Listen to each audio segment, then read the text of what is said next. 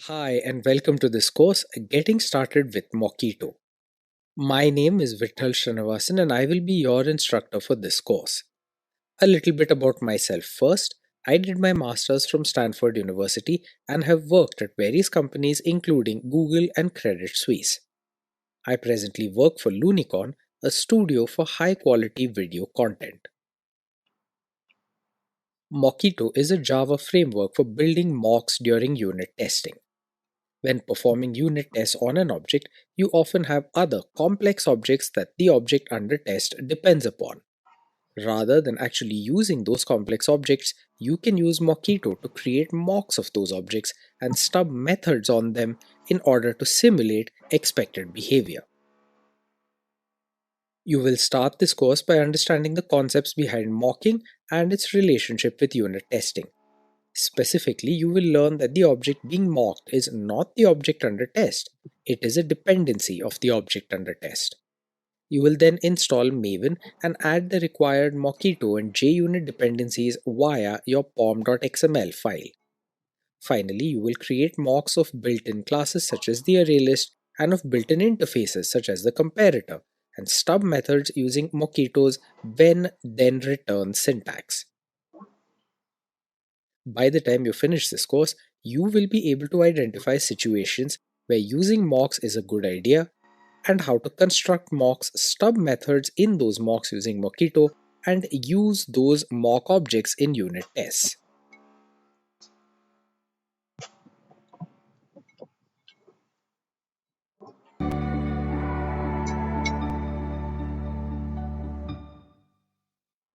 Before we get started with demos which show how exactly Mockito can be used along with JUnit to perform unit testing in Java, let's spend some time understanding how unit testing with mocks works conceptually. Let's start with a quick refresher of what unit testing is all about. Virtually any software system of any complexity at all is going to involve multiple different components and have those components interact with each other. Each of those components can be thought of as an individual unit, and those units then need to be correct in and of themselves, and they also need to interact with each other correctly. In unit testing, the focus is on ensuring the correctness of each individual unit. That's what unit testing is all about. In contrast, integration testing focuses on getting the interconnections between these different units right. Unit tests typically share some common characteristics no matter what language or what kind of software system you're testing. A unit testing system is usually going to have automated tests. Those tests are going to be written and executed by the developers themselves. Another common characteristic of unit tests is that they emphasize the correctness in the code of a single unit, that is, a single section of the software system as a whole. Typically, each test case is independent and each section or unit is going to be tested in isolation. And it's this property, the fact that each section is tested in isolation, that gives rise to the need for mocks, fakes, stubs, and test harnesses. In integration testing, these concepts would be of much less utility because the whole point of integration testing is to take different units and make sure that they actually interconnect with each other correctly. In unit testing, where our focus is on a single section, we will intentionally neglect or not focus on all of the other sections. And then the stubs, mocks, and fakes can all be valuable stand ins for those other units which are not our current object of focus.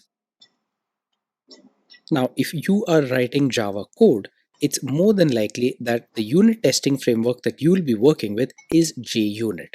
JUnit can be thought of as the most popular and widely used unit testing framework in Java. We are currently on JUnit 5, which works with Java 8 and later versions of Java. As the JUnit user guide tells us, we can think of JUnit 5 as a JUnit platform plus JUnit Jupyter plus JUnit Vintage. JUnit Vintage is a test engine for running JUnit 3 and 4, and as its name would suggest, this is primarily for backward compatibility. JUnit Jupyter is a combination of a new programming model as well as an extension model. And JUnit platform is where the interaction between JUnit and its programmatic clients such as build tools and IDEs is defined. JUnit platform also includes the test engine API, which is the testing framework API which runs on the platform, and it also has a console launcher as well as JUnit 4 based runners for running test engines using JUnit 4 environments. So the JUnit platform is the component which supports popular IDEs such as IntelliJ IDEA, Eclipse, NetBeans, and Visual Studio Code. Build tools such as Gradle, Maven, and Ant also integrate with JUnit 5's platform. In these courses, we'll be using JUnit 5 along with Mockito. This is a good time for us to introduce the idea of a mock object, also just known as a mock. In unit testing, our focus is on the correctness of a single unit. In Java, that single unit is usually going to represent an object of some class. And that object, which all of our attention is focused on, is commonly referred to as the object under test. However, that object is likely to have dependencies and interactions with other objects. And sometimes those other objects are going to be very complex and quite hard to use in a test environment. And it's exactly for such situations that we use mock objects or mocks to stand in or simulate the role of those other objects which our object under test depends upon. This distinction between the object being mocked and the object under test is a very important one. The mock objects are used to simulate the behavior of objects that are too complex to be practical or possible to use in a unit testing environment. The whole point of unit testing is to have simple, self-contained tests which only focus on a single unit. So the mock objects or mocks are dummy objects or interfaces which stand in for other complex objects that the object under test relies upon. A mock is usually a dependency of the object under test. In other words, the actual object under test depends upon the mock object. Again, this is an important point. We do not test the mocks directly. However, it is important that the mocks provide a very realistic simulation of the objects that they are standing in for. Why and when might we choose to mock an object? Well, there are several common use cases for mocks. Let's say, for instance, that the object under test depends upon some other object, and that other object supplies non-deterministic results. Maybe the results are time dependent or location dependent, or maybe there is some kind of randomness involved in the working of that other object. In such a situation, the non-deterministic nature of that object would make the result of our unit test very uncertain. In order to control this uncertainty and to make the result of our unit test deterministic, it's probably a good idea to mock that dependency.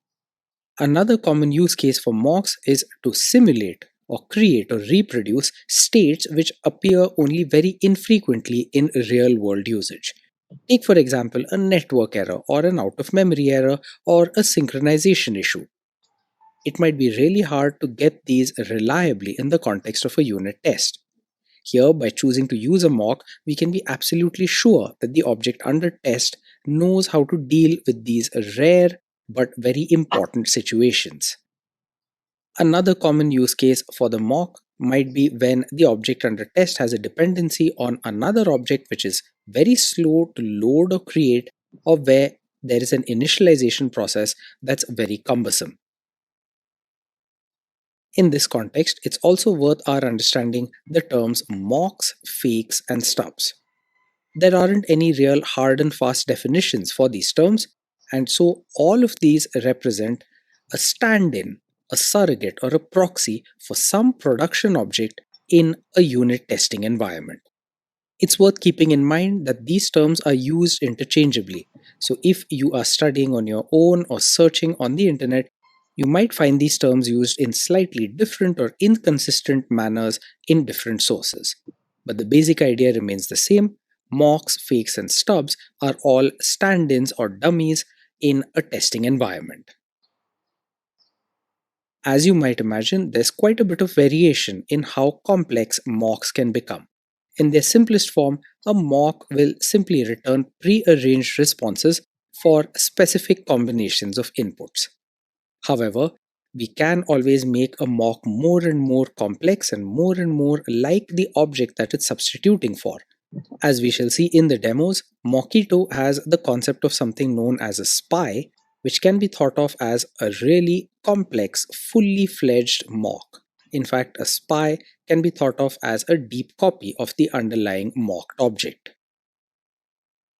However simple or complex your mock is going to be, the framework that you're using in order to create and use your mocks should allow you to define the output of method calls, and it should also allow you to record the interactions with the object under test.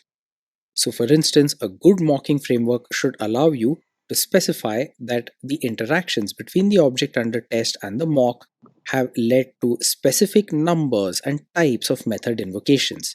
You should be able to specify that a particular method in the mock has been invoked exactly once, a specified number of times, or never at all. For really simple use cases, you might be tempted to create mock objects manually via code.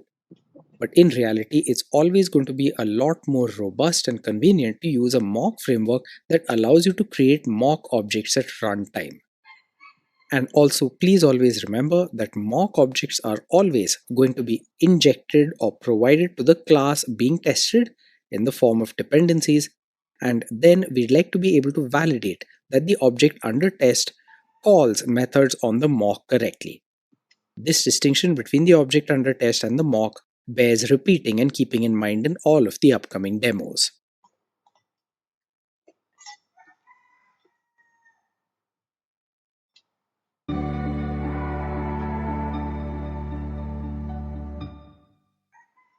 Now that we have a good conceptual understanding of how unit testing works and the role that mocks play in unit testing, let's turn our attention to Mockito. Mockito is a very powerful and popular framework that works closely with JUnit, and you can use it for writing unit tests which incorporate very complex mocks and spies in Java. You'd think of using Mockito anytime you have complex external dependencies, that is, when the object that you'd like to test in your unit test depends on some external objects, and those external objects are too complicated or have non-deterministic outputs. In such situations, Mockito makes it really easy for you to add powerful yet meaningful mocks to your unit tests. Everything that we previously discussed about the general use cases of mocks apply to Mockito as well. So you'd use Mockito in order to mock up dependencies of the class under test. You would never use Mockito to actually construct the object under test itself. The typical structure of tests that incorporate Mockito involves mocking up dependencies by stubbing specific methods in a mock object, then executing code of the class that's under test, and finally verifying the results of the test. This verification process can also include interactions between the object under test and the mock. And this process of verifying the final results will heavily rely on an assertions library such as those provided in JUnit.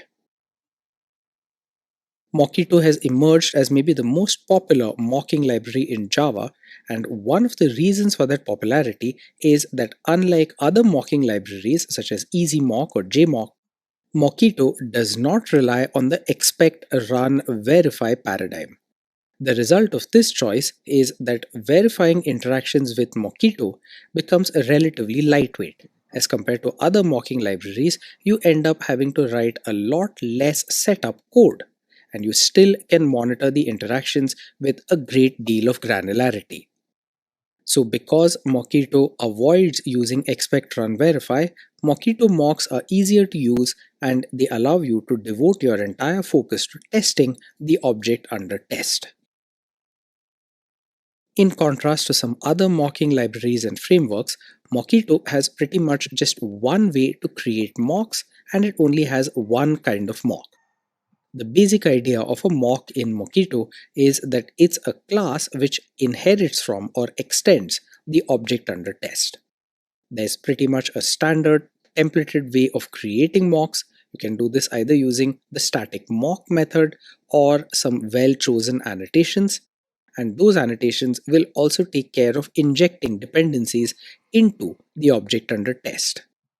Once you've created your mock object, Mockito makes it really easy to stub your methods. This term, stubbing a method, refers to specifying how the method should behave when you run your code under test. That is, for a specific set of input arguments, what should the result be? Once you've mocked your object and stubbed methods on that mock, you can execute and run your test code and validate the result. This can be done using various assertions. And along the way, you can also verify the interactions between your mocks and the object under test. Mockito has powerful and very fine-grained control over verifying interactions. For instance, you can dictate how often a particular method in the mock ought to have been invoked. If a different number of invocations has occurred in your test, the test can fail. A quick word here on the different types of entities in Mockito. The term mock refers to an entirely new dummy object. So a mock is entirely a dummy. In contrast, a spy is only a dummy in terms of specific methods. For other methods other than those specific methods, a spy actually closely resembles the object which is being substituted for. In addition to these two powerful constructs, Mockito also supports argument captors, which can be used to verify input arguments, as well as argument matchers, which are used to specify input arguments. By using a combination of argument captors and argument matchers, as well as spies and mocks, you can construct complex and realistic simulations of your mocked objects.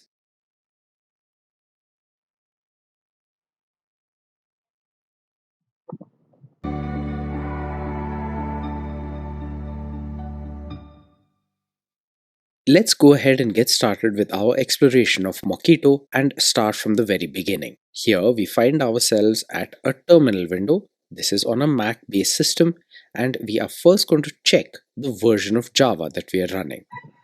For this, the command that we use is java-version, and we can see from the output that we are running version 15.0.2.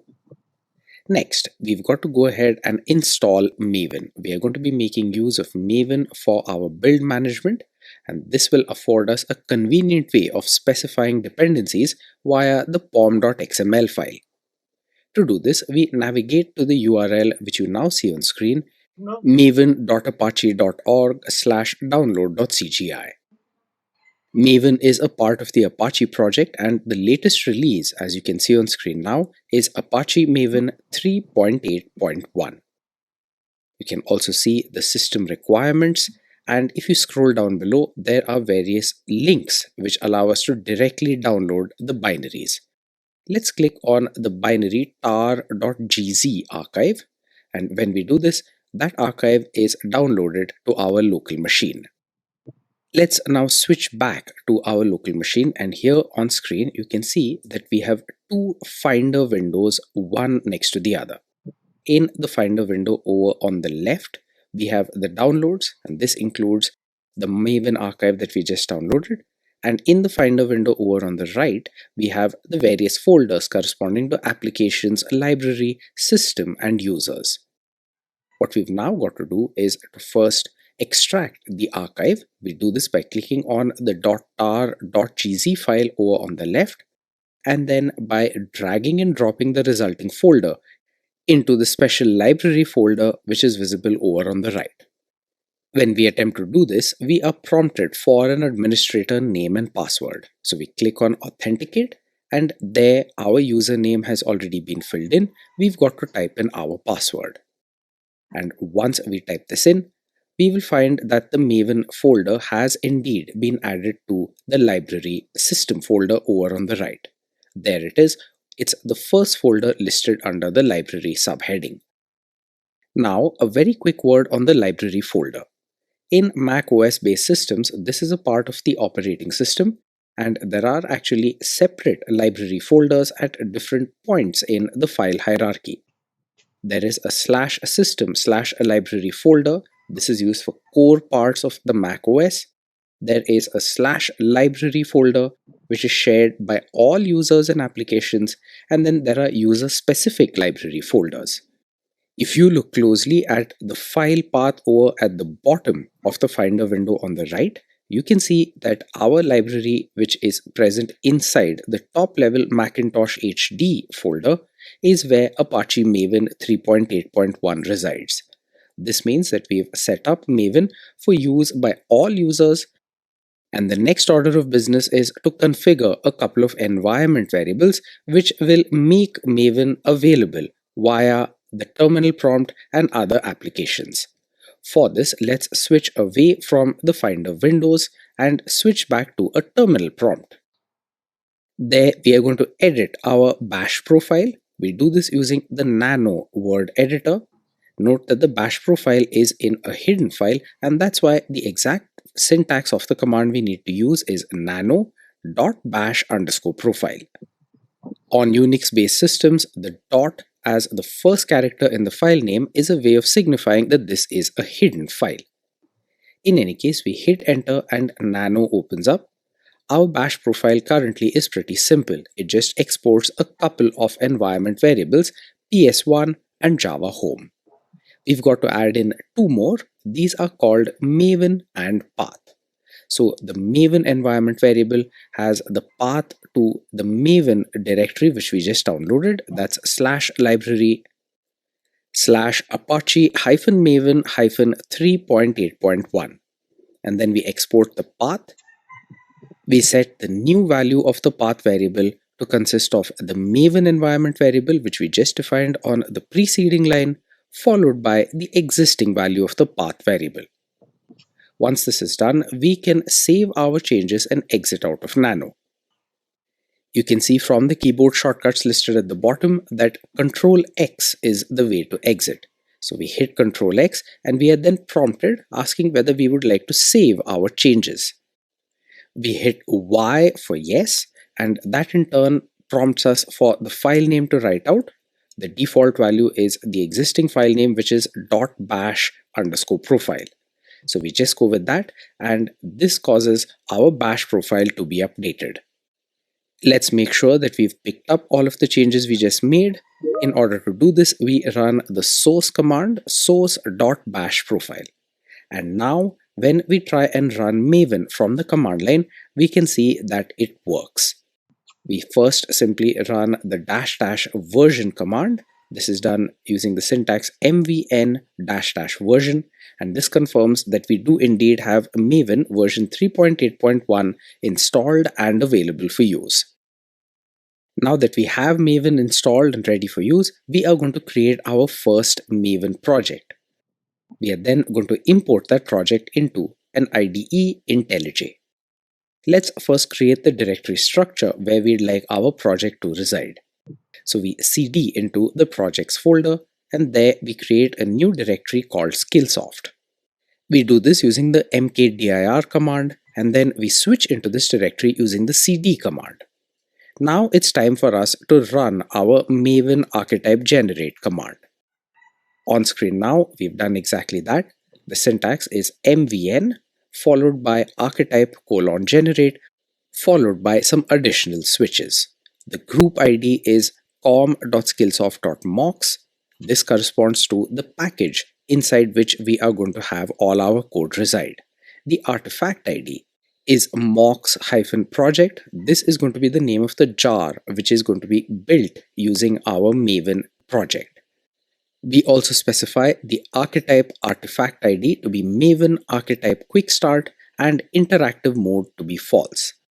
This last switch will help prevent all of the annoying prompts that would otherwise result when we try to use Maven to build our project. It's worth taking a moment to understand what that archetype artifact ID refers to.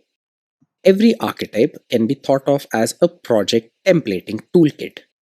By specifying a specific value, we can pull in projects which belong to different templates. This particular template, Maven Archetype Quick Start, contains within it some dependencies to JUnit. And this in turn means that the project that's going to be created by running this Maven Archetype Generate command is going to be geared towards unit testing. We shall see how this plays out when we import this project into IntelliJ in the demo coming up ahead. We hit enter and this causes the Maven Archetype Generate command to run. This starts by building a Maven stub project. And once it runs through, we can see at the very bottom that we have a project which has various values for attributes such as the package name, which is com.skillsoft.mocks, as well as the artifact ID, which is mocks-project. At this point, we have a stub project which has been built and made available for us by Maven. We are now going to switch over to IntelliJ, and there we are going to import this stub project in and start adding code into it.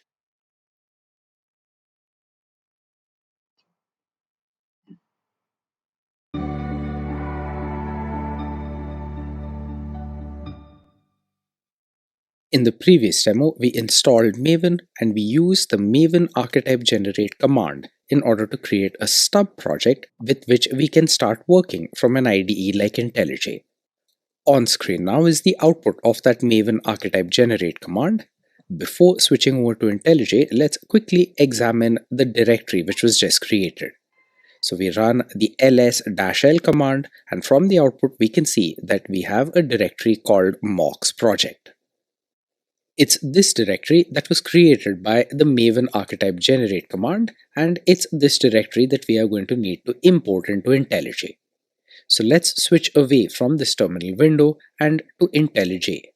This is a very popular and powerful Java IDE which we will be making use of in the remainder of this course. You can see that there is a button called Open towards the top right corner of this IntelliJ IDEA window, and clicking on it allows us to navigate into the projects folder. We can see that this folder resides at the location /users/lunicorn/projects. Clicking on it reveals the existence of the Skillsoft directory, within which we have the project directory mocks-project, which was created by the Maven Archetype Generate command. Clicking on it shows that we have a pom.xml file. This is the file that's going to be used in order to specify all of our dependencies, and then we have a source folder. We'll examine the pom.xml and the source folder in more detail, but for now, just click on Open in the bottom right. This causes the mocks-project directory to be imported into IntelliJ. We are prompted by IntelliJ asking whether we are okay to trust and open this Maven project, and of course the answer is yes. So we click on the Trust Project button, and this imports our Maven project into IntelliJ. It takes us a minute to get rid of the tip of the day and the What's New in IntelliJ IDEA tabs, and then in the Project Explorer visible over on the left, we find that our project, that's mocks-project, appears in there. Let's try and explore the project structure. To do this, we click on the File menu up top, and there one of the options is Project Structure. So we click on that, and this in turn brings up a new dialog where in the tab over on the left we have Project Settings and Platform Settings. Under Project Settings we have Project, Modules, Libraries, Facets and Artifacts. Now, the important task that we need to perform here is to ensure that our project is making use of the correct version of the Java SDK. And here you can see that this is indeed version 15.0.2. That's the same version that we had when we ran a java -- version in the previous demo. If by some chance our IntelliJ project is picking up the wrong version of the Java SDK, that in turn will lead to all kinds of mysterious issues down the road. So it's important to verify that we are indeed using version 15. This is indeed the case both for the project SDK and the project language level. Just a few more checks that we need to perform. So we click on Modules over on the top left, and here we can again see that it's version 15.0.2. Just below that, you can also see that we are currently using Maven version 3.8.1, which is exactly what it should be. If you look carefully, you will note that we are currently in the tab titled Dependencies. There are two other tabs, Sources and Paths. Let's quickly check those as well. We click on Sources, and there we do indeed find that the language level is currently set to Java 5. We've got to change that, and to do this we use the drop down, we scroll down and change the level from 5 to 15. So the language level is now set to 15, and we then click on the apply button at the bottom. That does it for the preliminary checks that we needed to perform, and we can now navigate the project structure, which is visible in the project explorer over on the top left. We expand the project structure, and there we see that we have the source folder as well as a mocks-project.iml and, very importantly, a pom.xml. Let's expand the source folder. When we do this, we find that we have a directory structure which has two top-level folders, main and test. If in turn we expand the main folder, we find a directory structure which mirrors our package name. So we have com.skillsoft.mocks, and inside that we have a single class file called app. We click on it and app.java appears in our center pane.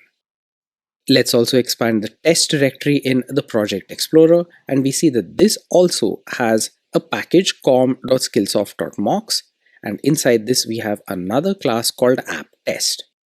App.test is going to contain all of the code required to test the app class, which is in the main folder. And from this we can see why the directory has been set up in this way. All of the code that is to be tested is going to reside in the main folder, and all of the test code will reside in the test folder. Both of these folders have code in the same package com.skillsoft.mocks, and then one level out we have the pom.xml file. That's a part of the project as a whole, and so it's associated with both the test and the main folders. Let's click on that pom.xml file in the project explorer, and its contents appear in the center pane. You can see that this XML file has a top level element called project. There are additional elements called model version, group ID, artifact ID, and so on.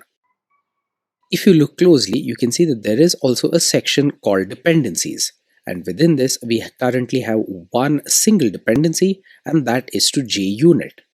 Where did this particular dependency come from? Well, in the previous demo, when we made use of the Maven archetype generate command, we had to specify a name for the template that we wish to pull in, and that template was a Maven archetype quick start.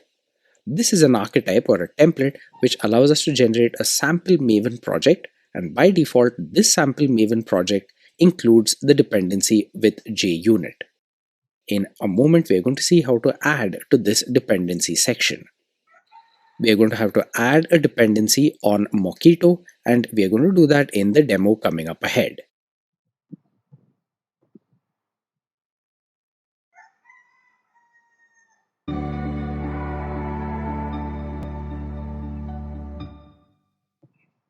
We ended the previous demo with a look at the pom.xml file which had been added to our project. Remember that this project was created by running the command maven archetype generate.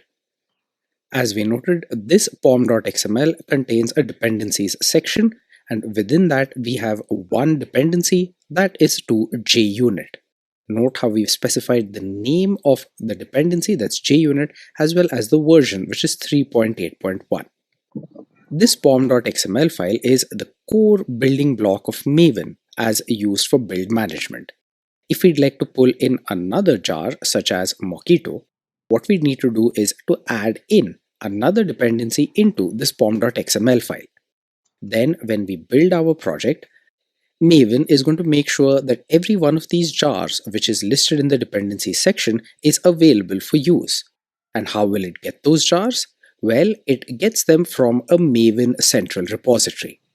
Let's switch over to a browser and explore that Maven central repository, and specifically let's see how we can add a reference for the Mockito jars.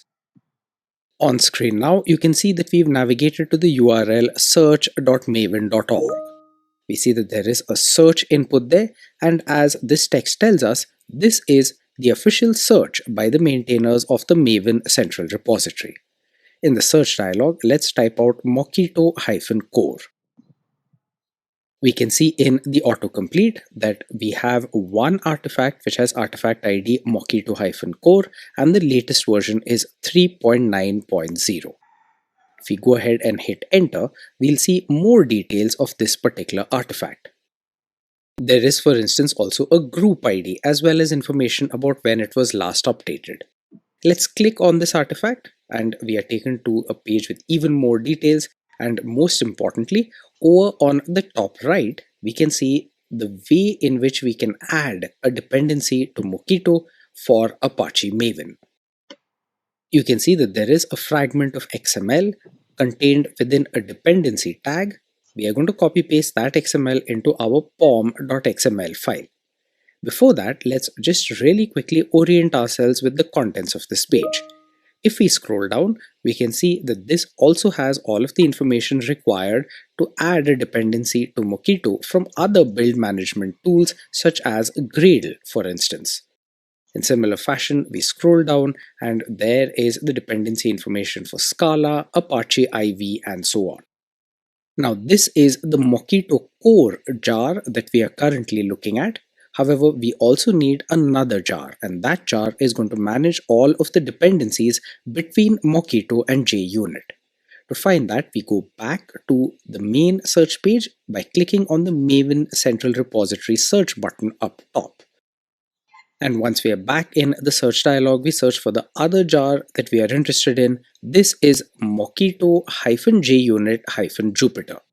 This is a jar which encapsulates all of the dependencies between JUnit and Mockito.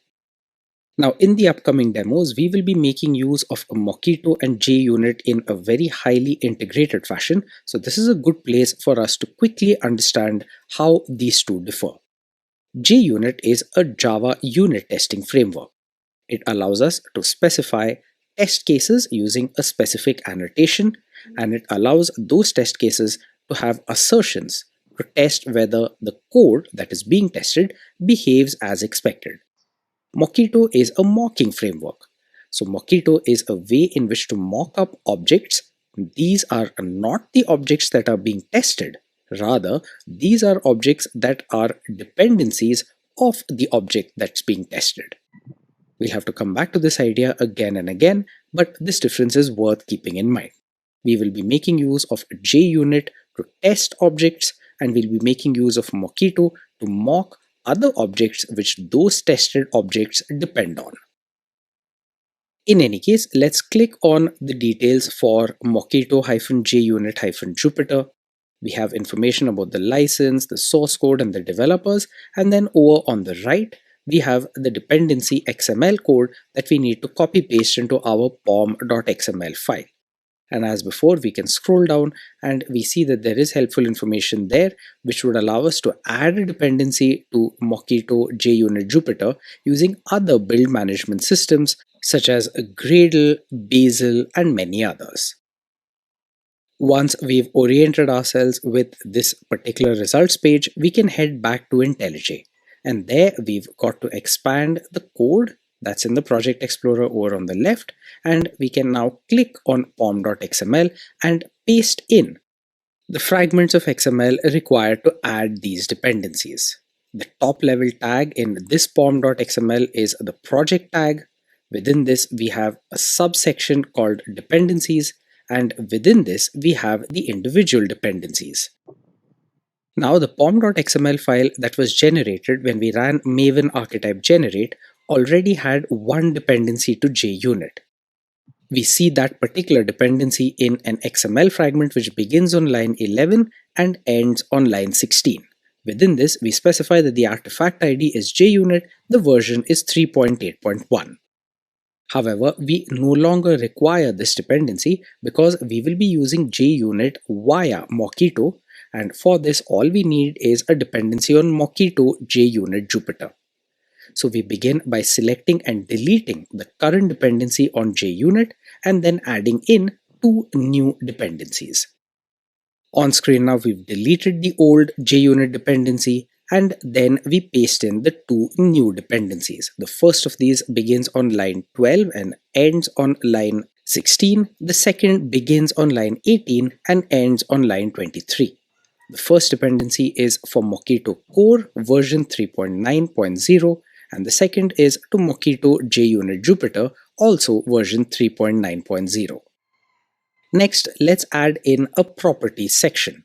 We do this starting line 11 and here you can see that we've specified maven.compiler.source and maven.compiler.target to both be 15. This is a way of ensuring that the language level is set to 15 via Maven, and that's what's going to be used while building our project. Now, when we add dependencies to our pom.xml, Maven is going to take charge of downloading those particular dependency jars to a cache on the local machine. The first time dependencies are added, you'd see your font for those dependencies highlighted in red. And in order to eliminate that, you've got to reload the pom.xml. The reason the dependencies currently do not show up in red is because they are already present on our local machine cache. But in any case, let's just be doubly sure, and for that we expand the Project Explorer, right click on the project and choose the Maven menu item, which is visible down towards the bottom of the screen. That in turn opens up a sub menu, and the first item in that sub menu is a reload project. So we choose the reload project option, and this causes all of the dependency jars present in our pom.xml to be downloaded and placed in a local cache. So at this point, our dependencies have indeed been resolved. Now that we've managed to introduce the correct versions of the Mockito jars into our project, we can get started with some real mocking code. Before we do this, let's organize our project. We can see in the Project Explorer that we have a class called app. We are going to right click on app and choose the delete option. And that's because our first attempt at mocking up code is not going to require a class under test at all. So we select delete. We are prompted with the safe delete option. We hit OK and app.java disappears from our project. In similar fashion, we also delete the app test class. This is present in the test directory. We navigate to the test directory, right click on app test, choose delete, and in a moment this class is also taken out of our project. Having deleted both app.java and apptest.java, we then proceed to add in a new class. We do this inside the test folder. We right click on the package name com.skillsoft.mocks. The right click menu has a new option right up top, and we choose to add a new Java class. We call it ArrayListMock. This is the class which is going to hold our first little bit of mocking, which we'll get to in the demo coming up ahead.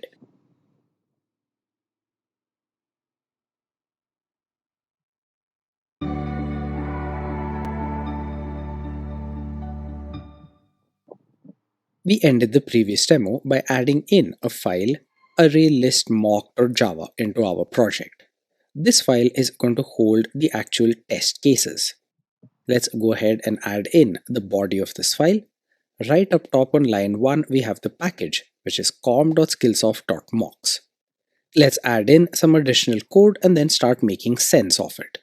On lines 3 through 7, we have various import statements. On line 3, we import org.junit.jupyter.api.test. Remember that we will be using Mockito via JUnit, and that's why we need to import this particular package, which has all of the interlinkages between JUnit and Mockito. Now, as the name of this class might suggest, we are going to make use of it to mock a very familiar object, that's an array list. And that's why on lines 5, 6, and 7, we import java.util.arraylist collection and list. Then on line 9, we import org.mockito.mockito.mock. This is going to be required in order to make use of the core Mockito functionality. Now, if you look closely at line 9, you'll see that we've made use of the import static syntax. That's because we'd like to import all of the static members from the class org.mockito.mockito.mock. We're going to make heavy use of all of these static methods, and using import static means that we can do this without qualifying all of those static methods with the class name. Import static allows you to access static members without the class qualification. The regular import allows you to access classes of a package without the package qualification. Let's now go ahead and add in our first test case. On line 13, we've made use of the annotation @test. This ensures that the method which follows, that's public void mock ArrayList, is going to be executed by JUnit when we build and run our code. This @test annotation is a standard annotation that's heavily used in JUnit. Remember that we are attempting to mock the ArrayList class, and the syntax to do this is visible now on screen on line 16. The way Mockito works is by creating a derived class. That derived class is going to extend whatever class you're looking to mock. And here on the right hand side of the equal to sign, we've made use of the static method mock. This takes in one input argument, and that is ArrayList.class. It then makes use of reflection in order to create a derived version of the ArrayList class. This derived class object is then returned and saved in the variable on the left of the equal to sign. So this object SumArrayList is the mock, and this mock derives from the ArrayList class. In order to confirm this relationship between the mock and the mocked class, on lines 18 through 20, we print out some diagnostic information.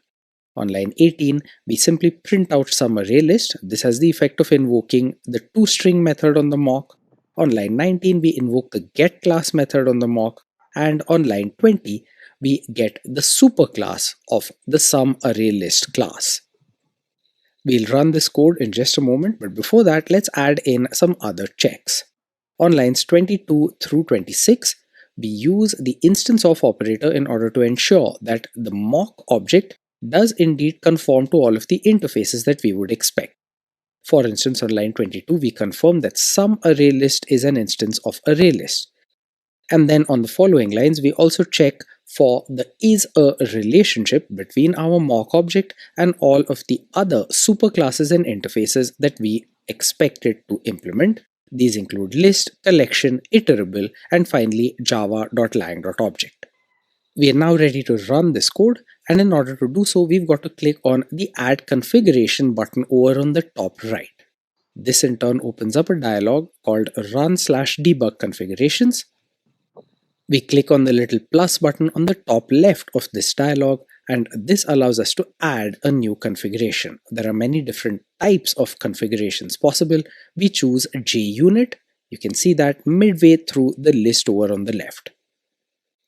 Next, we are going to be prompted for the name of the configuration. We call it ArrayList mock. There's build and run information, notably the exact class which we wish to run.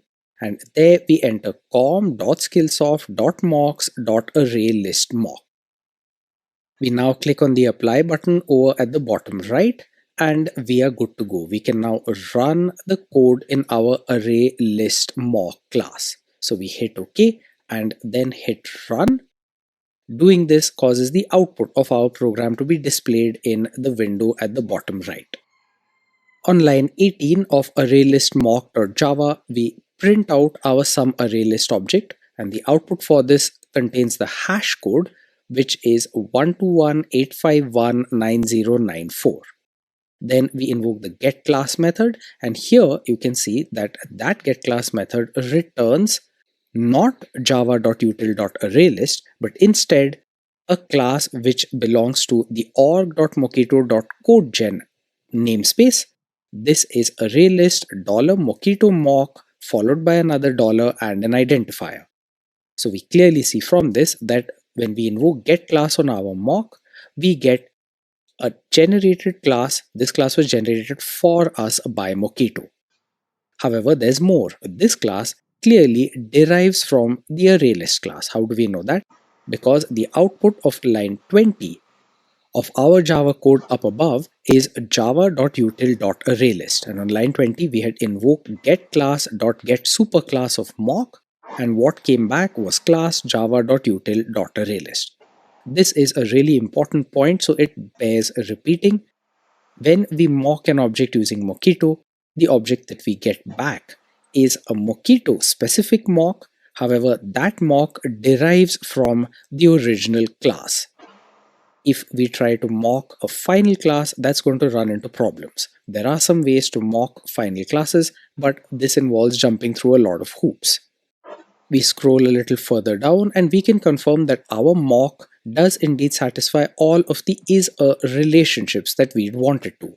So some array list is an instance of array list, it's an instance of list, as well as of collection, iterable, and java.lang.object.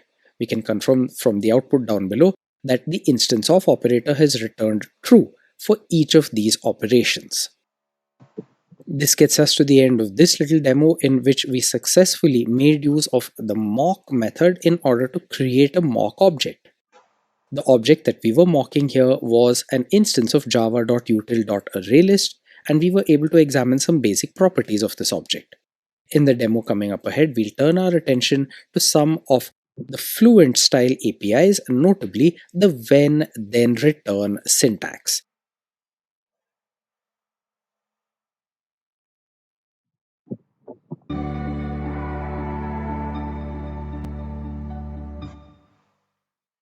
In the previous demo, we created our first mock. This was an object which mocked a very familiar class, java.util.ArrayList. Now that we know how to create a mock using Mockito, specifically using the static mock function from mockito.mock, let's see how we can make use of the Fluent style APIs provided by Mockito in order to specify return values from specific methods of our mock. This is known as stubbing. Let's get started with our very first stubbing operations. So we clear up some of the code that we currently have in here and add in two new import statements. These are for the assertions and for the when method. The assertions are a part of JUnit, but we import them via junit.jupyter, and the when method is a static method which is a part of the Fluent style API supported by Mockito. Now that we have the import statements in there on lines 18, 19, and 20, we make our first use of the when then return syntax. These bits of syntax form core constructs in Mockito, so let's make sure that we understand them. Remember that the whole point of a mock is to create a lightweight version of some object which is going to be used by an object under test. So the crucial point to remember here is that the object that we are mocking is not the object under test, rather it is some object which the object under test relies on or depends upon. What we are interested in doing is testing the interactions between the object under test and the mock. With this context in mind, let's now turn back to lines 18 through 20. Line 18 is telling our unit test that when the isEmpty method is invoked on some array list, then our stub ought to return true. So on line 18, we've stubbed the isEmpty method of our mock object. Specifically, we've stubbed it so that it always returns true. As we shall see in demos coming up ahead, it's possible to have very sophisticated stubs which do different things based on the input arguments passed in. But for now, just note that we've stubbed the isEmpty method of our mock so that it always returns true. That's on line 18. Then on line 19, we stub another method of our array list. This is the size of method. This particular use of the when then return syntax ensures that anytime the size method is invoked on the mock, which is the sum array list mock, the return value is going to be 23. And then on line 20, we stub the toArray method on our mock to return an object array containing the numbers 1, 3, 6, and 9. It's important to note that at this point, we've only stubbed three methods in our mock. These are isEmpty, size, and toArray. If the object under test invokes one of these three methods, then the return value is going to be as specified in the then return clause. What happens if the object under test tries to invoke some other method of the ArrayList class?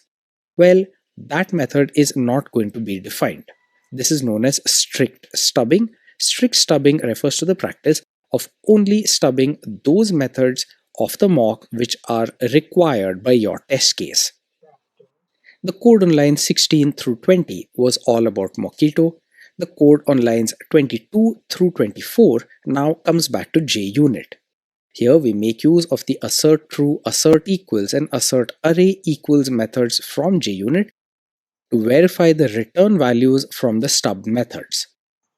On line 22, we invoke the .isEmpty method on our mock, that's the object sum array list, and we pass the return value into assert true.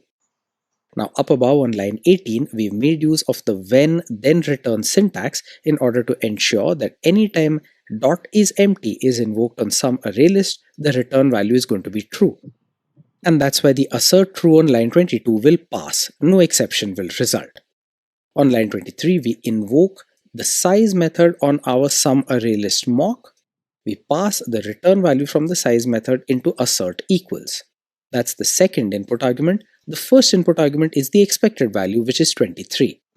Once again, we have stubbed the size method on sum array list in order to return 23. We've done that up above on line 19, and that's why this assert equals is going to pass as well.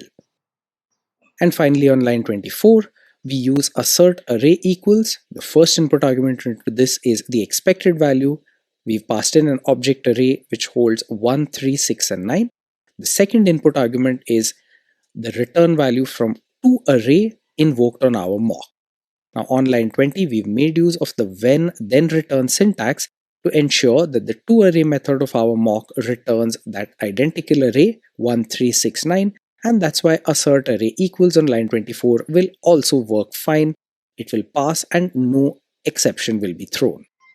Let's run this code before proceeding any further. We can see that no exceptions are triggered. From the output window down below, each of our assertions has passed. Next, let's tweak our code and intentionally introduce some errors. To begin with, these errors come down to the wrong type of return value.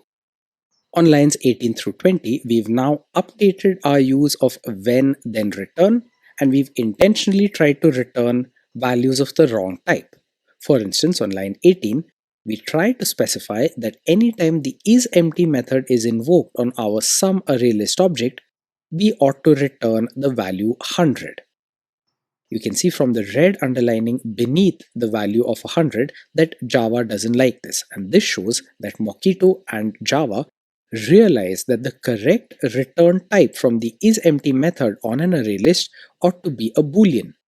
And that's why we have this red underlining when we attempt to return an int. Let's hover over that red underlining on line 18, and you can see there the error message cannot resolve method then return int. In similar fashion, on line 19, we try and return the boolean value true when the method size is invoked on our array list. Now size ought to return an int, so our attempt to try and return a boolean value also triggers an error.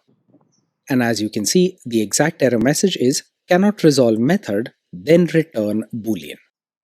You see here that this Fluent Style API consisting of an invocation of when followed by an invocation of then return is smart enough to figure out the correct return type of the method that we pass into when. On line 20, we try something similar with the toArray method. We say that when the toArray method is invoked on some array list, then return the string some string. But that's not going to work because some string is not an array. That's why we have the red underlining there as well.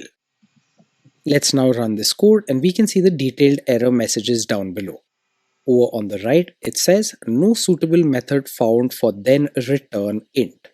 And if we look in a little more detail, we can see that there is an argument mismatch. Int cannot be converted to java.lang.boolean. And in similar fashion, we also have error messages for the other two invocations of then return with the wrong types of return values.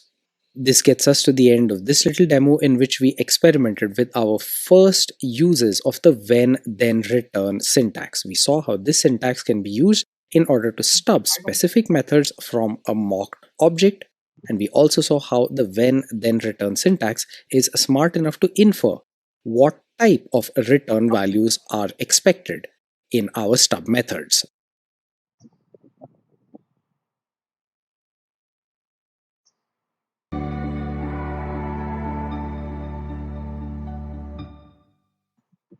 In this demo, we'll pick up right from where we left off at the end of the last one and continue exploring the use of the when then return syntax coupled with various assertions from JUnit. In the previous demo, we had experimented with returning values of the wrong type, and we saw that the when then return syntax was smart enough to pick up on type mismatches. Let's move on now and try and explore a different category of assertions. On screen now, we've tweaked the code of our mock array list method so that we first mock up three specific methods from our array list mock. These methods are the isEmpty, size, and toArray methods. We no longer attempt to return values of the wrong type. Instead, we've gone back to returning true from isEmpty, 23 from size, and an array with the numbers 1, 3, 6, 9 from toArray. Then on lines 22, 23, and 24, let's tweak our assertions. On line 22, we change the assertion from assert true to assert false. This time we are asserting that when the method isEmpty is invoked on some array list, the value that's returned should be false. Up above on line 18, you can see that we actually return true from the stub. That's done using the when then return syntax. So when we try and run this code, this assertion is going to fail and an exception is going to be thrown. Let's confirm this for ourselves by running the code, and when we do, we can see in the output window over in the bottom right that we do indeed have an exception. Specifically, this is of type org.openTest4j.assertion failed error. The expected value was false, but the actual value was true. And if we scroll down a little bit, we can see the stack trace in there as well. The first line of the stack trace points to line 22 of ArrayListMock.java. This is the line where we have assert false. Also note the line in a red font at the top of the output window which states tests failed 1 of 1 test. So we now know what it's like for an assertion to fail, and this assertion failed because the stub that we had in our mock object returned a different value than that which was expected by our JUnit test. If we scroll back up towards the top of the output window, we see a little link there which reads click to see difference. And when we click on that, a comparison tab opens up. On the left, we have the expected value which is false, and on the right, the actual value which is true. This tab is a lot more useful when we have to compare more complex mismatches between the expected and the actual values. But even so, it's a handy way of debugging why an assert failed. Let's close this dialog and return to our code. The first thing we'll do there is to change line 22 so that it has an assert true instead of an assert false. We are now going to instead intentionally trigger an exception from line 23. There on line 23, we've made use of assert equals. The first input argument into this is the expected value, which is 23, and the second input argument is the return value from the stubbed method SumArrayList.size. You can see up above on line 19 that we've stubbed the size method on our SumArrayList object using the when then return syntax to return 23. As it stands now, the assert equals on line 23 is going to pass. So let's change that so that the expected value that we pass in as the first input argument is now 25 instead of 23. And this time when we run this code as expected, our assertion fails because the stubbed method SumArrayList.size returns 23. We've told JUnit that the expected value is 25. 25 is not equal to 23 and our test fails. And we can confirm this. We have an org.openTest4j.assertion failed error, expected value 25, actual value 23. Let's click to see the difference, and when we do so in the tab which opens up, we get further confirmation of why this assertion failed. Let's close this comparison failure tab, return to our code and tweak line 23. so that it goes back to having the expected value 23 as the first input argument. We've now eliminated the assertion failure from this line. Let's go ahead and intentionally introduce an assertion failure on the next line. This is assert array equals. So we change that line so that the first input argument we pass in is now an object array 2369. However, up above on line 20, we've stubbed the toArray method of our mock object sumArrayList to return the object array 1369. And clearly, because of the difference between 1369 and 2369, this assertion on line 24 throws an exception. We can verify that exception in the output window down below. This is also an assertion failed error. Array contents differ at index 0. Expected the value 2 but was the value 1. Notice how 2 and 1 are both enclosed within angle brackets. And we also have the stack trace information down below. This gets us to the end of this little demo in which we further experimented with the when then return syntax, and we saw how Mockito and Junit deal with cases in which we have an assertion failure, and that assertion failure happened because the stub method from our mock object did not return the value that was expected by the JUnit test. In the demos coming up ahead, we will continue our exploration of the when then return syntax coupled with JUnit assertions.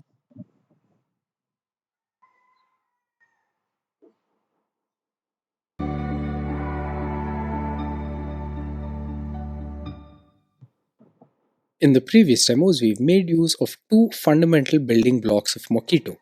The static mock method, which can be used in order to create a mock of an object of a specific class, such as an array list, and then the when then return syntax. These belong to the Fluent Style API supported by Mockito, which allow us to stub out specific methods from the mocked object. In this demo, we are going to see how we can use the when then return syntax in order to have different return values based on the input arguments passed in while invoking the stub method. In order to experiment with this, let's delete the current contents of our mock ArrayList method, only leaving in there the invocation of the static mock method to create our mock object. Then we'll scroll towards the top and add a few required import statements. With all of the preliminaries out of the way, we now add in our new invocations of the when then return syntax. You can see these now on lines 19 and 20. We've again made use of when in order to specify a particular method on the mock object. This time it's the contains method. But the crucial difference is that this time around, when we invoke the when static method, we not only pass in a specific method, we also pass in the input arguments.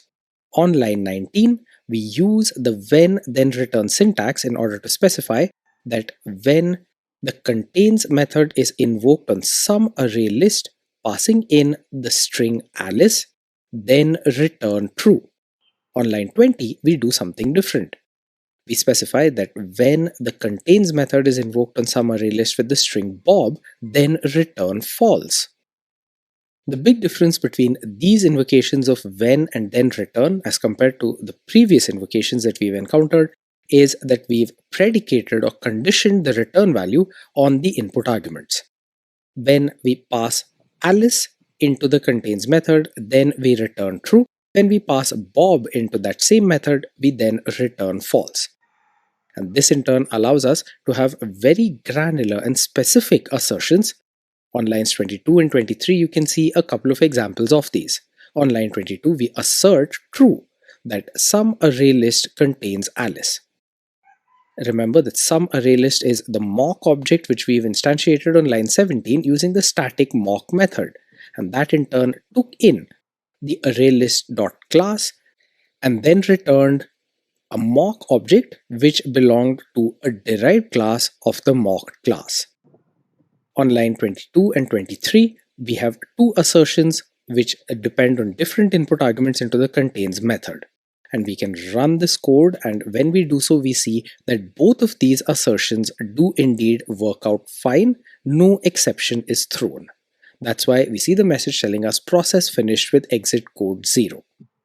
We've now demonstrated how the when then return syntax can be used in order to have specific return values based on specific input arguments. Now note that we've only mocked up a very specific subset of invocations of the contains method. These are invocations in which the string passed in is either Alice or Bob. What happens if we try and invoke the contains method passing in a different string? That's what we've tried to do on line 25. There we have an assert true. We pass into assert true some array list.contains, and in turn we pass in the string Charles. Will this work? Let's go ahead and find out by running the code, and when we do, we see that we have an exception, specifically an assertion failed error. We see at the bottom right that the expected value was true, but the actual value was false. We see from this example that we've got to be very specific in the use of the when then return format. Here, when we try to invoke the contains method on our mock, we did so using a string Charles, which was not covered by any of the when then return clauses, and that's why this assert true did not work out. Let's now go ahead and fix that. So we comment out line 25 and then we add in 3 more when then return statements.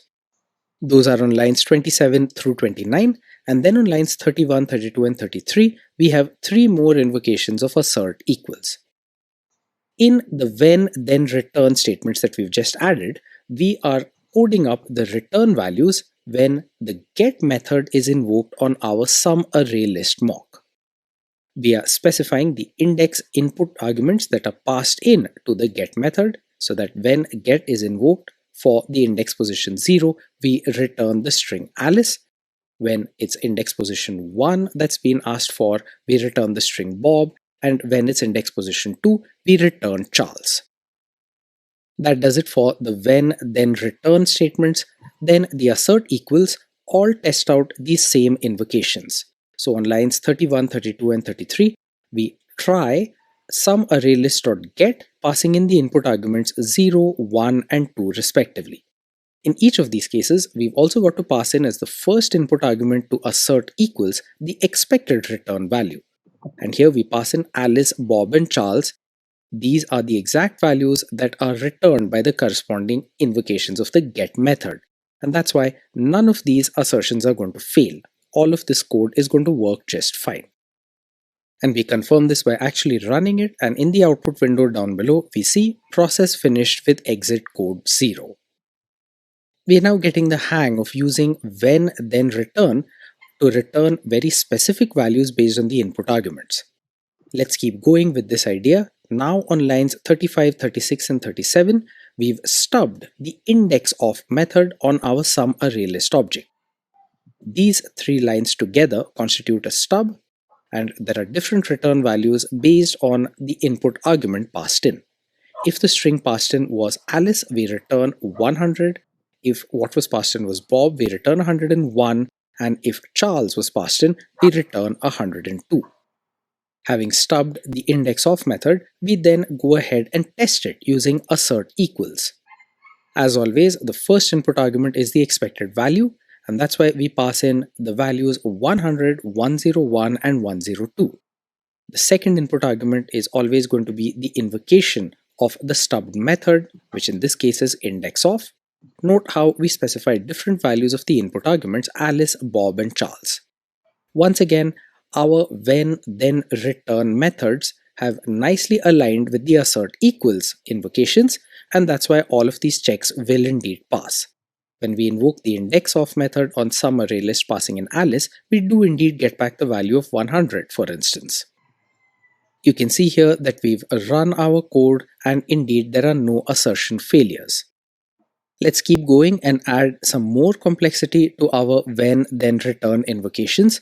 Now on lines 43 and 44, we've stubbed the sublist method on our mock object sum array list.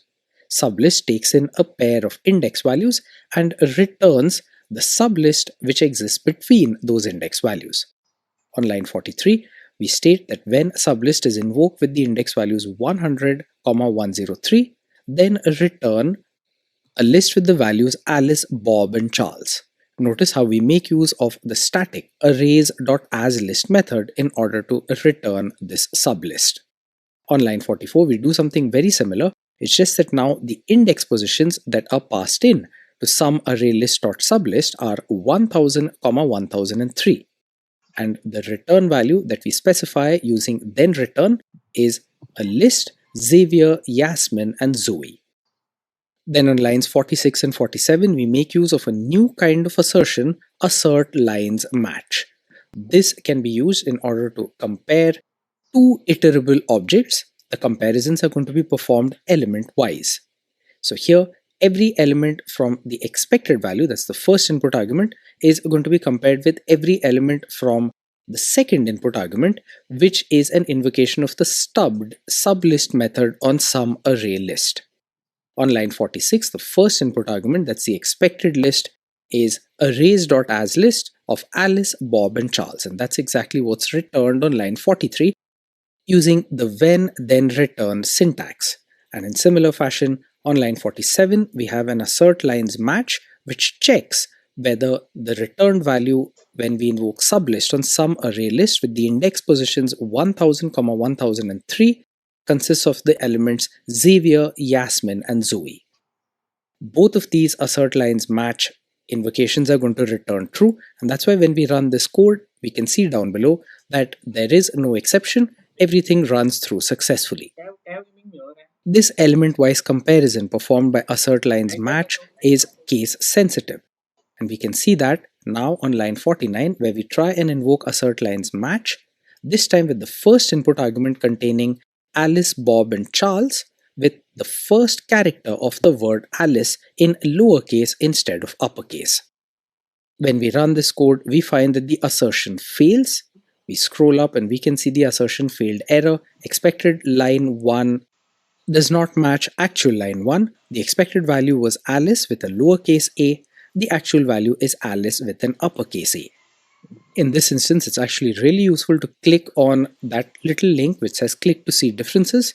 In the comparison failure dialog which opens up, we clearly see the highlighting around the first elements. On the left, we have the expected lines Alice, Bob, and Charles. Note that Alice is highlighted and it has the lowercase a. On the right, we have the actual values. Once again, these read Alice, Bob, and Charles, but this time with the uppercase a. And this gets us to the end of this demo in which we explored more variations of the when then return syntax as well as assertions, including the assert lines match assertion. We saw how this performs a deep element-wise comparison of elements in a pair of iterables. So far, we've only focused on creating mock objects. We've not actually worked with an object under test at all. And that's something that we are going to change in the demo coming up ahead.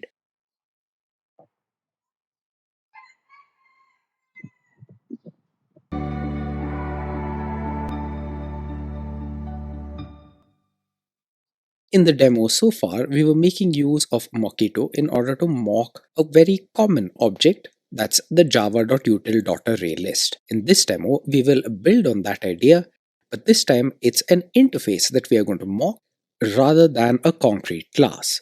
Remember that the way Mockito builds its mock is by creating a derived class of whatever class we are looking to mock and then giving us an instance of that derived class.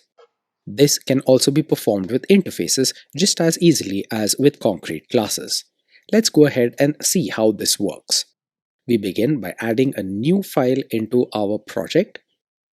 This is still in the test directory, so we right-click on the package name com.skillsoft.mocks, choose the new menu item, and then from the submenu, we choose Java class. Here, we call our class comparator mock. Comparator mock.java gets added into our Java project. Remember again that this is in the test folder, and we start adding in the required import statements. On line 3, we import org.junit.jupyter.api.test. On line 5, we import java.util.comparator. That's the interface that we are going to mock. And then on lines 7, 8, and 9, we have 3 import static commands. These are used in order to import all of the static methods in the assertions mockito.mock and mockito.when classes respectively. Next, we populate the body of our comparator mock class. We have a function called mock comparator. We've decorated it with the annotation at test. This is our way of indicating to JUnit that this contains a test case and that the code in this function needs to be executed. The interesting bit begins on line 16. There, we make use of the static mock method. We pass in the interface, that's comparator.class. And what we get back is an object of type comparator of string. Please note how comparator of string is actually an interface. String here is the type parameter. Comparator mock is the name of our variable, and this is a Mockito mock on which we can perform some of our usual diagnostic operations. So on line 18, we invoke the toString method of this comparator mock. On line 19, we invoke the getClass method on it, and then on line 20, we invoke the instance of operator to confirm that comparator mock is indeed an instance of comparator. At this point, we can run our code, and this time we choose to do so by clicking on the little green run button that you see next to the class name on line 11. When we click on that button, a menu opens up. There are different options available here. We go with the first option, which is to run comparator mock. The code in that method now runs through, and we can see the output down below.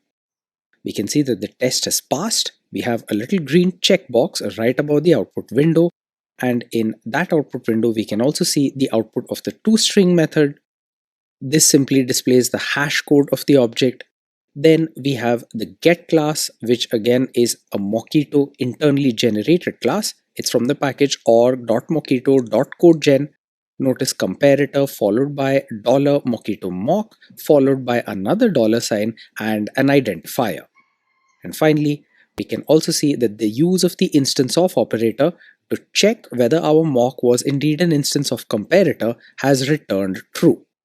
Now, if we look closely at line 16, we notice something slightly unusual. When we invoke the static mock method, we've merely passed in comparator.class. There was no way there for us to specify the type parameter string while invoking the static mock method.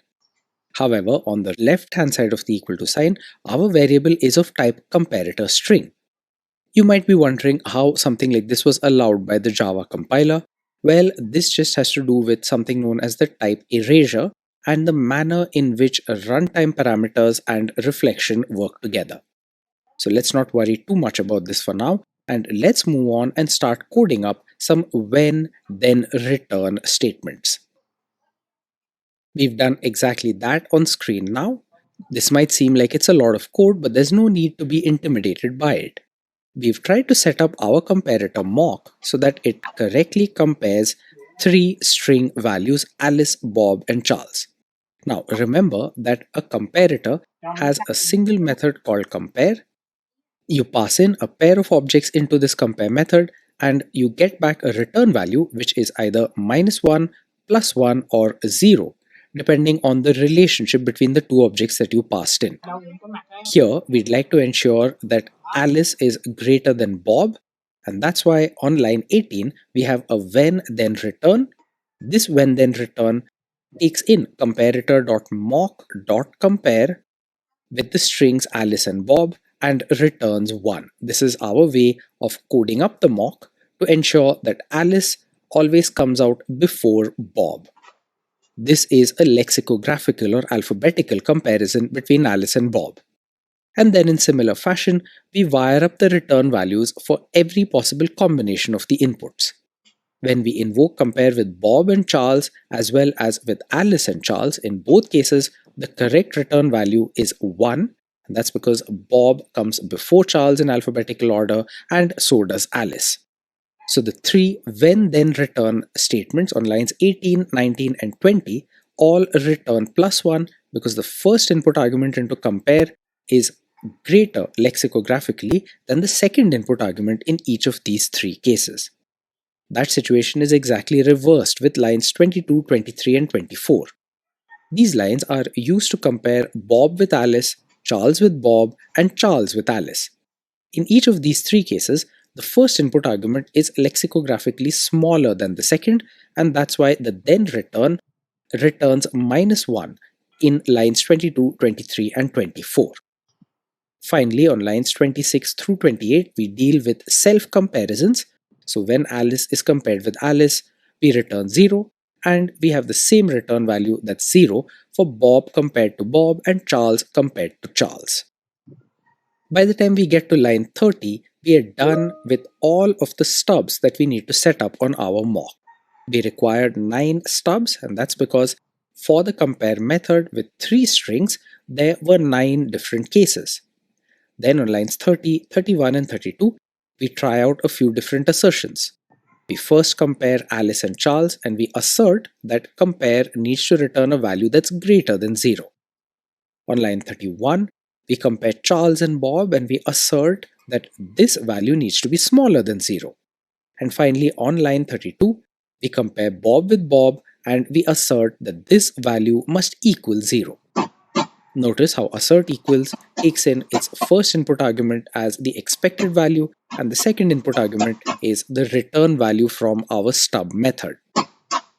Now the assert true on line 30 is going to lead to the execution of the when then return that we see up above on line 20. That's where we invoke the compare method with Alice and Charles. And we can see from the then return of that particular statement on line 20 that the return value is 1. 1 is greater than 0, and so the assert true on line 30 is going to pass. No exception will result. In similar fashion, the assert true on line 31 is going to trigger the execution of the when then return up above where we compare Charles and Bob. And that particular when then return returns the value -1, and that's why assert true on line 31 is going to return just fine. No exception will be thrown there either. And that's also true for the assert equals on line 32.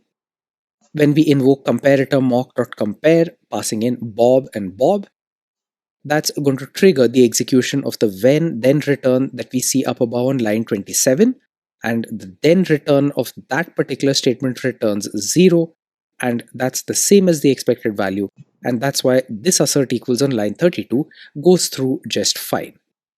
Finally, we run this code and we confirm from the output down below that everything here worked as expected. This little example demonstrates how we can make use of Mockito to mock up an interface just as easily as we can mock up a concrete class.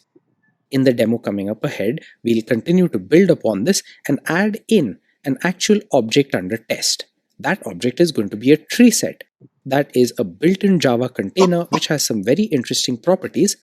This object takes in a comparator, and the comparator, of course, is going to be our comparator mock.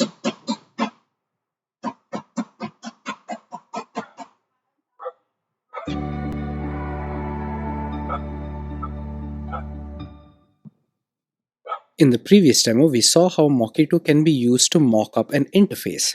In this demo, we are going to take things one step further and introduce an object under test.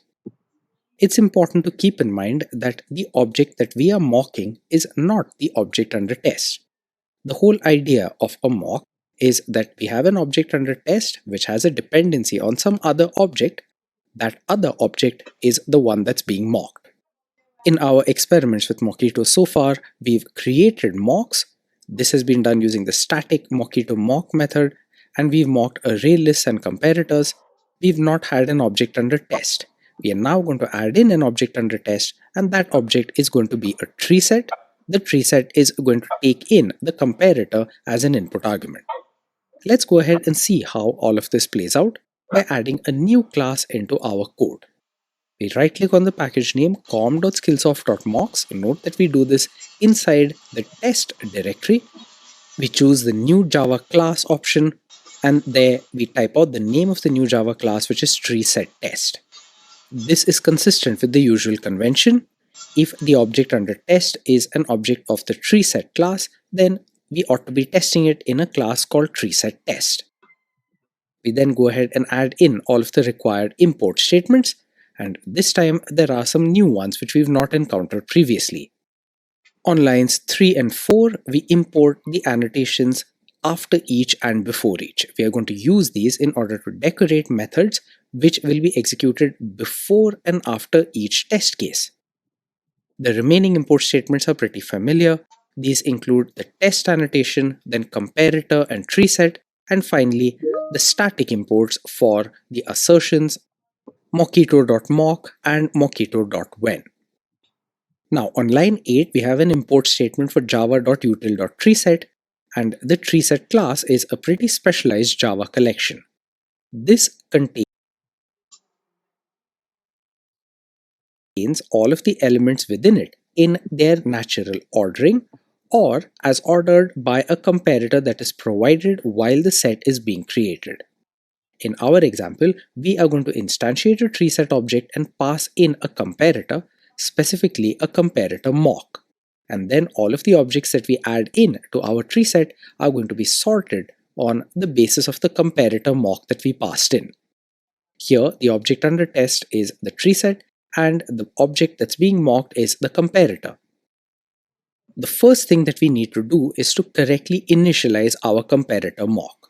This is something that we've already done in the previous demo, and we now do it once again in the code visible on screen. However, there is an important difference. This time we do it in a function called setupMocks. This begins on line 19, and this function is decorated with the before each annotation. The before each annotation is going to cause this method to be executed as a setup method before any test case contained within this class. The actual code of the setupMocks method is pretty familiar to us. On line 20, we use the static mock method in order to get a mock of type comparator.class. Then on lines 22 through 32, we set up each of the 9 comparisons. This is identical to the code that we had in the previous demo. On lines 22 through 24, we have each of those comparisons which return the value 1.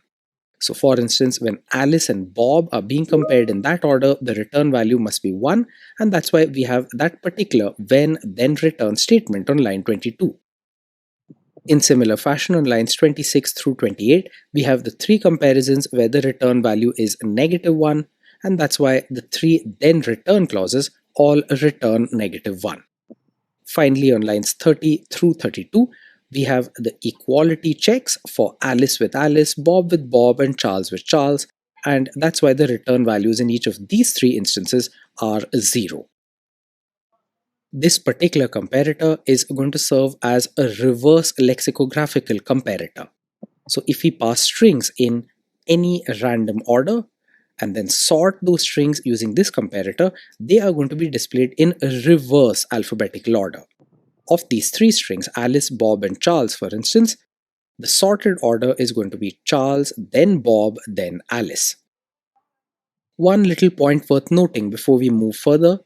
Notice that comparator mock, which has been instantiated on line 20, is now a member variable. That member variable has been declared on line 16. So in the setupMocks method, we initialize the value of the member variable using the mock method, and then the flip side of this is that we have another method called releaseMocks, in which we set the value of this member variable to be null. You can see releaseMocks, it begins on line 36, and this method has been decorated with the after each annotation. So the before each annotation is used to decorate methods which are going to be executed before our test cases, and the after each annotation is used to decorate methods which will be executed after each test case. So you can have all of your system and state cleanup in the after each decorated methods. Finally, on line 41, we define the test case. Note how we decorate this with the annotation at test, that's on line 40. Our test case is called test treeset. We instantiate a treeset object. Notice how we specify the type parameter of string.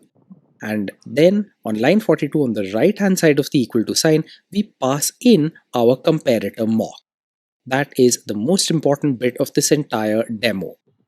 When we instantiate our object under test, we pass in the mock as an input argument into the constructor. Then on lines 44, 45, and 46, we attempt to add in the 3 names Bob, Alice, and Charles. We intentionally add these names out of order, that is, out of alphabetical order. However, on lines 48 through 50, we then have a for loop in which we print out the elements in our tree set. Notice how we have a loop variable called element and then we print it out using system.out.println. Now, the whole point of a tree set which takes in a comparator when it's being constructed is that it's going to store all of the elements in that tree set in the order specified by the comparator. So when we run this code, even though we've inserted the elements in the order Bob, Alice, and Charles, we find in the output window down below that they appear in the order Charles, Bob, and Alice. This is exactly what we were expecting because our comparator had been set up as a reverse lexicographical comparator. This example that we've now run is a powerful demonstration of the capabilities of Mockito. We created a mock of a specific interface, we passed that mock in to an object under test, and then when we invoked some method on that particular object under test, we saw or verified that our mock had indeed been utilized. Let's take things one step further. Let's see what happens if we try and add in names or values which we have not explicitly configured in our mock. So now we replace the code on lines 44, 45, and 46. Instead of inserting the strings Alice, Bob, and Charles, we insert three entirely different strings: Yasmin, Xavier, and Zoe. What happens when we now try to run this same code? Well, let's find out. We run the code and we see from the output down below that we only seem to have the one object in our tree set, that's Yasmin. This also highlights another aspect of working with mocks created using Mockito. The behavior of the object under test is not going to be very predictable if the mock does not correctly or explicitly deal with the input arguments passed in. This is an example of strict stubbing and the resulting complications. Strict stubbing refers to the practice of only stubbing exactly those method invocations on the mock which are going to be invoked by the object under test. On screen now, you can see that we have not actually coded up the mock invocations for the strings Yasmin, Xavier, and Zoe. And that's why when we tried to have the object under test invoke the compare method with these strings, the output was quite random. Now that we've demonstrated the dangers of using unexpected input parameters, let's come back to some more straightforward use cases. On screen now, we've gone back to inserting the familiar strings Bob, Alice, and Charles into our tree set. We then have a series of assertions. On line 48, we have an assert equals that the first element in the tree set must be equal to Charles. This is going to be evaluated to true. On line 49, we assert that the last element in the tree set must be equal to Alice. This will evaluate to true as well, and that's because our comparator is a reverse lexicographical comparator. It's going to order the elements in the order Charles, Bob, and Alice. In similar fashion, on lines 51 and 52, we have another pair of invocations to assert equals. On line 51, we invoke the higher method on our tree set. Higher is going to return the least element in the tree set which is strictly greater than the element passed in, or null if there is no such element. Here the element passed in is Charles, and the least element which is greater than Charles is Bob. That is indeed the expected value, and that's why the assert equals on line 51 will work just fine. Similarly, on line 52 we invoke treeset.lower. This is going to return the greatest element in the set which is strictly less than the given element. Here that given element is Alice, and the greatest element which is less than Alice is Bob. This assertion is going to pass as well, and we can verify all of this by running this code. We can see from the output window down below that there are no assertion errors, which means that each of our assertions has indeed gone through successfully.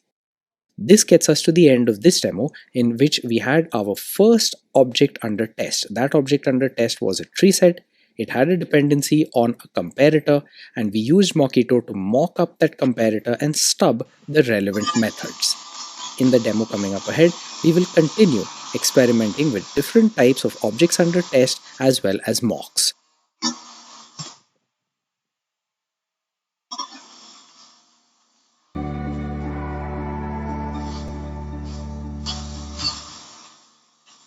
In the previous demo, we introduced a distinction between the object under test and the mock. In that demo, we had the object under test, which was a tree set. That object under test in turn took in the mocked object as an input argument into the constructor. The mocked object was a comparator. Now, in production scenarios, in real world use cases, you would actually make use of a mock when it's very hard to get a real object of the mocked class in a testing scenario. In this demo, we are going to make our simulation of the object under test and the mock a little more realistic. Our object under test is going to be a remote proxy object. This is going to connect to a remote machine and get an iterator which gives it a list of file names on that remote machine. Now, as you might imagine, in a testing scenario, it can get quite complicated to actually create an instance of this iterator of the file system contents of a remote machine. And so this is going to be the object that we will mock. Let's go ahead and see how this plays out in practice. We begin by adding a new class into the main folder of our mocks project. So we right click on com.skillsoft.mocks, choose the new menu item and add a new Java class. And this one is called remote machine proxy. Please note that this is the first time that we've added a class into the main folder. Remember the way test projects work, we have the code that is to be tested inside the main folder, and then we have the corresponding test cases inside the test folder. Both the main and the test folders are part of the same package, in this case com.skillsoft.mocks. By looking at the project explorer over on the top left, we can see that inside the main folder in the package com.skillsoft.mocks, we have the class remote machine proxy. Now we're going to add a test class which corresponds to remote machine proxy in the test folder. So we right click on the package name in the test folder, choose new Java class, and there we add in our test class remote machine proxy test. This is consistent with the usual convention where the name of the test class simply adds on the word test to the name of the class under test. Now that we have the class under test as well as the test class both in our project, let's start coding up the remote machine proxy.java class. We add in import statements for java.util.iterator, regexmatcher, and regexpattern. Next, let's add in a pretty bare bones implementation. As the comments on lines 7 and 8 tell us, this class remote machine proxy is meant to be a proxy which has a member variable containing a URL. That URL is used to connect to another machine, and then this remote machine proxy object will perform operations on that remote machine. On line 11 is the member variable called remote URL. Note that it's private final. Then on line 12, we have another private member variable. This is an iterator where the type parameter is string, and this one is called a remote file iterator. This remote file iterator is going to be the object that we will be mocking using Mockito. Then on line 14, we have a constructor which accepts a single input argument, that's a remote URL, and assigns it into the member variable of the same name. Next, let's add in a connect method. This method is private, and this is the method where in a real world use case, we'd establish a connection to the remote machine. That's the URL which is contained in remote URL. As the comments on lines 19 and 20 tell us, this is also where we would initialize the iterator to the remote machine's file system. And we'd expect that iterator to return a list of file names from the remote machine. Once again, this is going to be saved in the member variable remote file iterator defined up above on line 12, and that in turn is going to be what's going to hold our mock object. In order to actually assign our mock to this member variable, we need a setter, and we've defined this now on line 27. This is called setTestIterator. It takes in an iterator of type parameter string and assigns it into the member variable. We will be invoking this setter, passing in our mock method from the test case. That will come up in just a bit. Now notice this particular setter has a default access, i.e. we've not specified public, private, or protected, so the default level of access is going to apply. And the reason for this is mentioned in the comments starting line 23. This particular setter only exists for the purposes of testing. And we'd like to ensure that it can only be accessed by other classes in the same package. Test classes for any given class are always going to be in the same package as the class itself, and that's why the default level of access applies here. The next method that we need to code up here is called getNextFile. You can see the implementation starting line 29. This getNextFile method is going to return the name of the next file on the remote machine. And this is done by using the iterator, specifically the remote file iterator that we have as a member variable inside this class. On line 30, we invoke the hasNext method on that remote file iterator. Assuming that the iterator does indeed have another element, we get a reference to that next element using the .next method invocation that's on line 32. We then perform some regular expression pattern matching in order to extract the file name. We need not go into the exact details of what that regular expression pattern does. Just know that it's going to try and match or look for an email ID inside the next file name. If an email ID is found, it's going to return that, else it's going to return the entire file name. If the remote file iterator .next has returned something which matches our pattern, well, then that's what we return. Otherwise, on line 42, we just return the entire value returned from our remote file iterator. And finally, on line 45, we have a return null. That is only going to be executed if the .hasNext method invoked on line 30 returns false. So if we are returning null, this means that there is no next file, and getNextFile is then going to return null.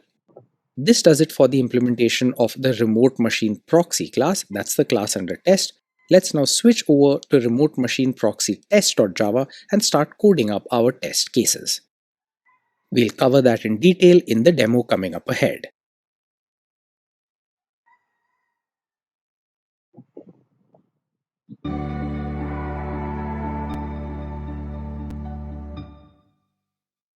In the previous demo, we coded up our remote machine proxy class. That class had a pair of member variables. One of these was a remote URL, and the second was an iterator which returned all of the file names on the file system of that remote machine. As you might imagine, such an iterator returning file names from a remote file system could be a little hard to simulate in a test environment, and that's why we are going to mock it using Mockito. Let's go ahead and see how. We begin with all of the import statements. These include imports for the annotations after each, before each, and test. Then we import java.util.iterator, and then we have the 3 import static commands which allow us to import all of the static methods from the classes assertions, mock, and when. Then we have the test class remote machine proxy test, and the first thing that we do there is create a private member variable called iterator mock. This is also going to be an iterator of strings, but this is going to be what we mock using Mockito. This private member variable is going to be initialized before each test case in this class is run, and that's why we do this inside the method setupMocks. SetupMocks is defined starting line 18, and notice how it's been annotated with the @before each annotation. On line 19, we instantiate the mock using the mock method from Mockito, and we pass in iterator.class. And then on lines 21 through 25, we have a series of when then return calls. This is a new way, a new variant of using the when then return. This is telling Mockito that when the next method is called on iterator mock, then the first time we've got to return the string John Deere, John at infomoto.com, 23. The next time the method next is called, return the record James Cameron, James at infomoto.com, 45, and so on. This particular usage of then return is great. It's a very convenient way to return values from an iterator. So what you see on screen now is the standard Mockito paradigm for mocking iterators. You have just one when clause, but then you have multiple then return clauses. These are cascaded or chained one after the other. with successive values that ought to be returned from that iterator. So again, we have a private member variable declared on line 15. Then we have a setup method which is marked with the before each annotation on line 17. Inside that setup method, we create a mock, and this mock is going to return four values: John Deere, James Cameron, Justine Smith, and Joanna Robbins. These are the four records that our iterator will return. Now that we've coded up the setup function, let's also code up the teardown function and then write our test case. We do this starting line 28. This method is called release mocks, and we've decorated it with the annotation after each. All we do in the body of this method is set iterator mock equal to null. Remember that any method which has been marked with before each is going to be executed before the test case, and every method marked with after each is going to be executed after each test case. We've got the setup and the teardown functions in place. It's time to write up the test case. This starts on line 34. Notice how it's been annotated with the @test annotation, and it's called test remote machine proxy get next file. Within this, we first start by instantiating an object of the class under test. Remember that the class under test is not the class that's being mocked. Here, the class under test is a remote machine proxy. We simply invoke its constructor, passing in the remote URL, that's just the string test underscore URL. Then, we invoke the set test iterator method on this proxy object, and what do we pass in? Well, we pass in our iterator mock. That's what we initialized in our setup method up above. On line 39, we have a use of the when then return construct. Here we see that we pass in iterator mock.hasNext into the when clause, and when this is invoked, then we return true. And then on line 40, we have an assert equals. This is used to check that the return value from proxy.getNextFile is equal to john@infomoto.com. Remember that proxy.getNextFile is the method in the remote machine proxy where we had that regular expression parsing. That regular expression parsing took in a string, that's a record, and it looked for an email ID. If it found one, that's what it returned. Note that we've added an additional bit of stubbing here on line 39. This causes our iterator mock to return true every time the .hasNext method is invoked on it. This is not going to lead to an infinite loop in this particular test case because we only use one invocation of the .hasNext method, and that one invocation is simply going to return one element. And that element is what we see up above on line 22. There we use then return to return the value John Deere, John@infomoto.com, 23. This value is extracted by our remote machine proxy, which then matches the email ID using a regular expression and returns just that email ID.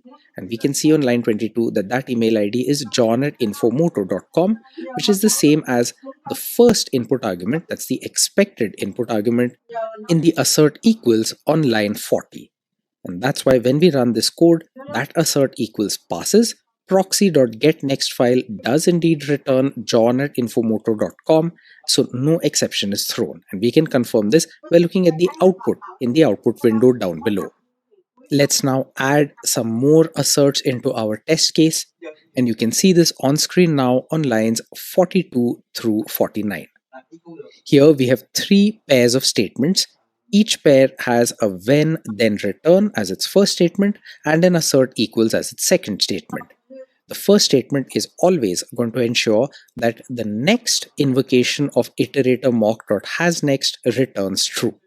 That's done on lines 42, 45, and 48. Then on lines 43, 46, and 49, we use assert equals to check that proxy.getNextFile returns James@infomoto.com, Justine@infomoto.com, and Joanna@infomoto.com in that order. This code that you now see on screen shows how an iterator can be mocked using Mockito. We've got to first set up chained set of when and then return calls that will set up the iterator mock to return all of the values that we'd like in the correct order. Then what's more, we also have to make sure that the dot has next method when invoked on our iterator mock returns true for as long as we would like it to. And in this particular instance, because all of our assert equals correctly match up the email IDs with the email IDs which we had specified while configuring our mock, all of these will pass. We can confirm that by running this code, no exceptions result, and all of these asserts go through successfully. We are almost done with this demo, which showed how iterators need to be correctly mocked, but there are still a couple of little details that we need to understand. Up above, we had configured our iterator mock object to return 4 records. Then what happens if the .has next method on our iterator is invoked more than 4 times? Well, the answer is visible in the comments on lines 51 and 52. The last return value will continue to be returned for all remaining invocations to iterator mock.has next. So on line 53, we again ensure that the next time the has next method is invoked on iterator mock, it returns true. And then on line 54, we have an assert equals to check that the email ID extracted by proxy.getNext file is always going to be joanna@infomoto.com. And again, the reason that this assert equals on line 54 is going to pass is because the last return value from our iterator mock is going to be returned for all subsequent calls to iterator mock.next. Let's confirm this by running our code, and we can see once again that there were no assertion errors or exceptions. So the last invocation of iterator mock.next has indeed returned joanna@infomoto.com as expected. And the last little bit worth noting is the correct way of bringing this iteration to an end. Here we've added in one more when then return statement. Here we ensure that the next time .has next is invoked on iterator mock, the return value is false rather than true. We do that on line 56, and then on line 57 we use the assert null construct to check and ensure that when iterator mock.hasNext returns false, proxy.getNext file returns null. This, of course, is exactly how we had coded up the getNextFile method in the remote machine proxy class in the previous demo. We run this code and we find that this works as well. The assert null has succeeded, and this shows the correct way of mocking up an iterator using Mockito.